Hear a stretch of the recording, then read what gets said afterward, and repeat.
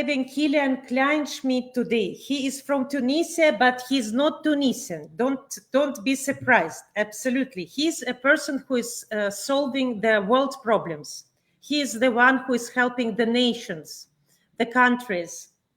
He's expert on humanitarian aid, which is, I think, the world now needs a lot of humanitarian aid. And it looks like there are more and more camps and more refugees, unfortunately, in the world. And definitely we need whatever we can to help them. He is international networker, and he was mayor of Zatari on behalf of UNICEF refugee camp of Zatari in Jordan, 2013-14, worked in Somalia, worked in Kosovo. So for me, it's a very strong person. Hello, with a great background. Well, hello, nice to meet you and meet you all. And well, maybe we can share some ideas and how to move forward in a very complex and very complicated world. Absolutely. Maybe we can do not less than our politicians, but maybe better, because sometimes people who are free from the burden of being that big can do better on the personal level, on the level of business, on the level of human being.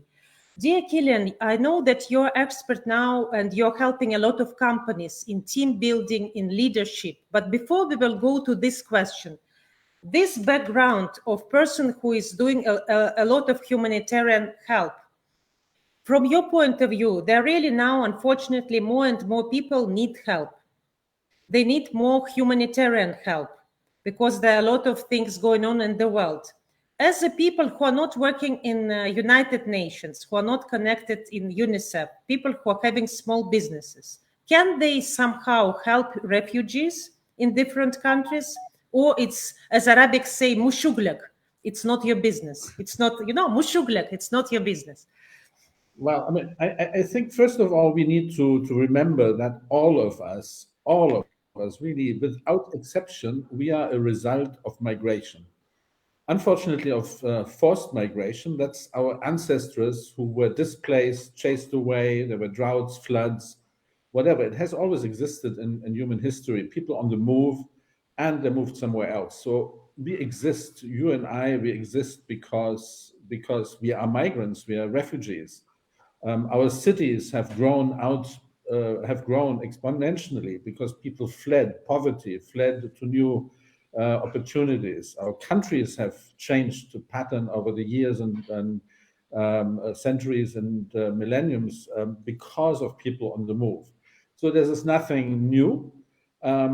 Maybe some of the numbers seem to be shocking of the people who are forcibly displaced by war and conflict.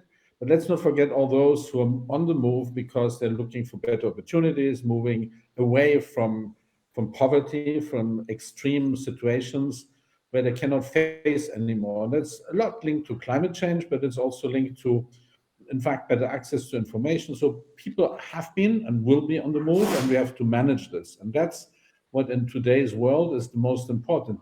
And yes, there are refugee camps, and yes, we need to continue in dealing with camps and with, in fact, many more who are not in camps. So my main message is, well, there is need for charity, but there is also a need for something else, which I'm now involved in, and that is social entrepreneurship. We can do business, and business can do good, and business is doing good if we are not, in fact, looking only for optimization of our profits. And that's where we can all contribute to a better society as entrepreneurs. And I consider myself now a social entrepreneur rather than a humanitarian. I know that you created something. You are president of the Startup Innovation and Planning Agency, and you are connecting poor people with technology. Isn't it? Is it one of your projects that you are doing as a social entrepreneurship? Basically, there's a second name, which is called Switchboard. And those who are a little bit older, like me, remember in those times when there was a switchboard operator when you wanted to call somewhere else in the world. And that person, usually a woman, would put together some cables when we were saying, I want to call India, I want to call Dubai, I want to call New York. And then two cables were put together. So basically, the principle is to say, well, we lack connection, we lack connectivity, we lack despite all our mobile phones, which is, by the way, the only industry which has understood that we're 8 billion on Earth currently, we lack the positive connectivity. And if you think about the brain of a child, which is pretty badly connected, and as it begins to learn, it starts crawling and then it starts trying to get up. It falls 1,000 times until it begins to stand. And so in the end, what is happening is that in the brain, the synapses are opening, the connections are opening. That's why I'm manipulating my hands. That's why I'm talking. That's why I'm thinking. And so the same way, and if you look at our globe like a brain, and it is a round thing, then we can only say that with better connectivity, we have a chance to survive collectively. And so what that means is that what we're trying to do in IPA Switchboard is to ensure that there is effective connection between not only technology, it's knowledge, it's best practice, it's also worst practice. People have made mistakes, and that needs to be shared. And of course, finance, which don't reach most parts of the world, which don't reach at least 6 billion of the 2 billion people on Earth. You're talking about Africa. You're talking such regions, Kilian, that are not connected to mobile phones, or not only that? No, it's not only, I mean, everybody's connected with a mobile phone, but it's not because I have a mobile phone that I'm effectively using the resources this world possesses. This world has invented a lot of solutions, has money more than required. It has technologies which could be used in one part of the world and are available in the other. It has knowledge which is not traveling enough. So what we're saying is to assist and accompany, in fact, that process of using the available resources more effectively. And I'm myself discovering every day, and I have good knowledge of how to use Google. I have good knowledge of how to call somebody and say, hey, can you tell me how that works? But it doesn't mean that, I know everything what is happening in the world. And so that process of assisting, you have a project, you have a business which you want to set up. There is somewhere in the world somebody for sure who could be an ideal partner for you, who has exactly the appropriate technology or the money which is required to work with you. Kilian, how can you connect these people? This is, I understand very well. There is a lady with 4 kids who wants to be a baker, and she wants to start selling her bakery from the house. And she's thinking that she's one and only person in the world who are facing that problem. And she's thinking that she's inventing a bicycle. And maybe on the other planet, there is a person who is supporting exactly that startups, or who already did it, or maybe he had finance. But how are you able to connect them? Well, first of all, I need to learn, and I need to know that lady who has that idea, or that other business person somewhere, or that organization which is has a challenge to solve. So this is what we call opportunity mapping. So we're trying to figure out, and this is possible when you look at a certain region or a certain place in a certain community, a certain town, village, what are the opportunities? What are the ideas? And this is, for instance, what I'm doing in southern Tunisia right now, in a region called Tataouine, known through Star Wars and Planet Tataouine. That's where the film was done, at least partially. That region, well, people have emigrated from there. About 140,000 people have remained. It's a stunning zone. Some people are trying something, but and doing businesses and doing new ventures, but they are pretty much alone because they're in a remote area of Tunisia where all the resources are concentrated at the coast. They don't know forcibly what's going on out there. So there we're testing and basically proving the concept of, okay, tell me what is your idea, and we'll help you. And that's the process of Switchboard, of my company. What we're doing is to find the right partners. And that's what we're doing. So, for instance, we're setting up now an integrated desert farm in this arid zone. We're working with a number of universities, technology transfer, for instance, with the University of Southern California, USC, the engineers of the Viterbi School of Engineering, and so on. So opportunities. We need to understand what people can do and want to do. And then, of course, on the other side, where are the resources which would match? And where So are people also who have a small businesses, let's say if they're working in United Arab Emirates or in Kazakhstan or in Kyrgyzstan, or I don't know, maybe even in some parts of Ukraine now, if they will say that they have some idea, are you the person who can connect them if you will say with this opportunity mapping? If you will see that there is opportunity for that region and you know somebody, can you help that people if they call you? Isn't it? Yeah, and that's exactly the point. I mean, ideally is if there's a whole region and we would then bring the necessary capacity to really map what is going on, or it is somebody simply approaching us and saying, hey, don't you know somebody who would have, let's say, technology to produce, this is a concrete example, technology to produce ice with solar power. Well, I can tell you, it's actually a Dubai-based company we're working with now, and we're transferring that technology into southern Tunisia. We will set up an ice factory, and we will be discussing now setting up fish factories in Libya. And so it goes from both sides. It can be the entrepreneur who has, or the company or the organization which has capacities and wants to expand, which is looking for new markets, for new partners. And on the other hand, it can be somebody who is in demand. So it's on both sides. And yes, you can contact me and you can talk to me, and we'll find somewhere a way forward. And quite often this is also linked to, let's say, more complex sort of engineering, if I can say, of partnerships, because it needs quite often also a financing partner. There is ways of doing that, sometimes with humanitarian money, sometimes with development money, sometimes with equity, sometimes a blend of all of this. And that's what we're trying to assist. That is great. I think your business is a little bit ahead of time, and you are doing something very, very important. Honestly, very important. I mean, we are somewhat brokers. I initially had the same, let's say, dream of having the super platform where we all match and meet. But then I realized again, yeah, a platform is needed, and databases and so on are certainly needed. But that excludes a lot of people who would never sort of venture on such a platform, who even don't know how to operate and how to even enter information. So it needs that, I mean, I would call it sometimes hand-holding. So I think this is the aid of the future. And that, what does it mean? It produces, in fact, the impact on the receiving, if you want, communities. I mean, it's on both ends. It can be, it doesn't have to be a German company with a Tunisian company or with a Kazakhstan company. It can be in the same country. Sometimes people don't know each other. It can be within the same continent. It can be across continents. It can be from India to Tunisia, from Tunisia to India, and so on and so forth.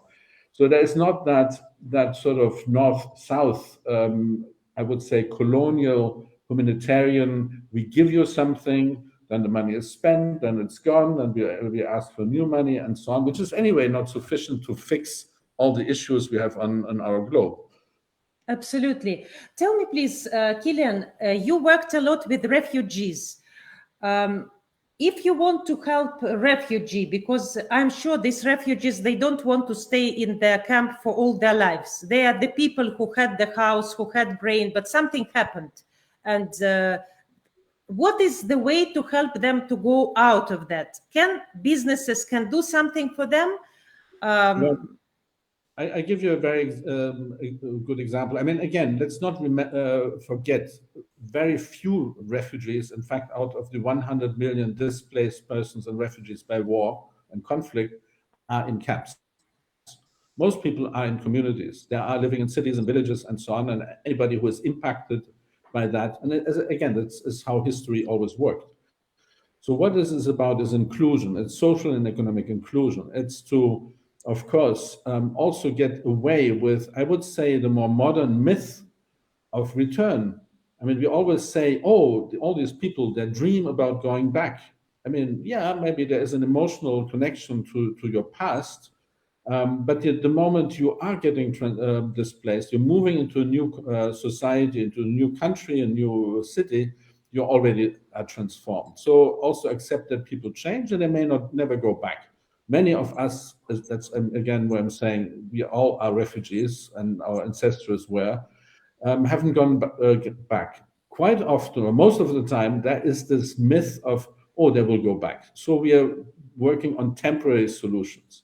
In fact, this has to be changed with our governments, with our receiving, let's say, communities as well, that sort of idea. And we should move into the direction as the traditional immigration countries, such as Canada, for instance, are doing, saying, hey guys, you have 1 year to check in, learn the language, and then you become a citizen. It doesn't prevent you from going back if you wish so. I mean, there's millions of Canadians and Australians and so on. They always go back to their lands, if you want, but they have become citizens of another country. And so in the same way, we should do that. We should allow people to work, take agency of their lives, don't hold them in these temporary conditions. And I know it's complicated with governments who like to restrict that. But I think this will be changing as well, particularly in those, let's say, industrialized nations where we don't make babies anymore and where we need, in fact, young people. So I think there's a change, like in Europe, for instance, will be a change of mind quite soon because we desperately need workforce. So, I mean, what I'm saying is get away from the idea of beneficiaries and charity, which is always necessary in the beginning, and move people to become prosumers, producers and consumers. That's all what they want. They want to move on with their lives. I understand. And they then don't want to be the victims, because when you make somebody a victim and when you put yourself up and you put him down, you take away his power. And when you give him the chance to feel he's a human, he's strong, he's not a victim, he can work himself, he's smart enough, he can earn money, you give power to him. And that is the aim. And also we have a proverb that nothing is more constant that is temporarily. You come temporarily for something, you do something temporarily, but then it becomes your life. I'm temporarily here for 10 years, for 20 years. So nothing is temporarily, especially not now when everything is changing. If our audience, Kilian, want to find you and to give the ideas of their startup or business, they need to find you, KILIAN Kleinschmidt, and they can write you in the Facebook, Instagram on how to reach you. Yeah, I mean, I think the best, I mean, Facebook is an easy one. And actually, I work a lot, despite all the criticism towards Facebook. I work a lot with Facebook, Instagram, of course, Twitter, but then again, I mean, you can find me on the net. You can find my company, IPA Switchboard. I mean, the website is being reconstructed, but you can contact us. I am available. I'm a bit everywhere. I'm currently sort of between Tunisia and Europe. I'm working actually on the Ukraine crisis in Europe, and I will be in Ukraine myself again and again. So yeah, I'm mobile. I'm everywhere and nowhere, but you can catch me, and you can. I mean, it's not if you can, you can. Oh, that is wonderful. I'm very happy for you to share with us your knowledge, your optimism, and you being connecting the world despite of the nationalities and prejudice, because that is the way to solve a lot of things and to giving people a chance to stand up. I think that is aim. Yes, absolutely. I mean, if I can convey here also sort of a message, I mean, what is always required, and also for some of the projects we're doing, and many other people are doing, which are worthwhile to be invested in, we're looking for people who dare to make a difference with their money. So, I mean, you're exactly, I mean, welcome to share that wealth you may have, that contribution which is needed somewhere else to create jobs, to create new perspectives for youth, to provide basically a new, let's say, stimulation in sometimes dormant communities and countries, where especially now in this current crisis, we see such a depression and such a challenge to in fact, human security, where people, I mean, especially the poor people, they need that sort of positive messages. So everybody is welcome to contribute, and and contribute not at a loss, but as a social investment. And that as well is Bravo. needed. KILIAN, thank you so much. I'm sure there are a lot of people who have money and they want to help. It's not that they don't want, because, you know, you cannot eat the world. When you have everything, your first need is to share. And that is a great chance that we know you. Thank you so much. Danke schön for being with us, and all the best to you in your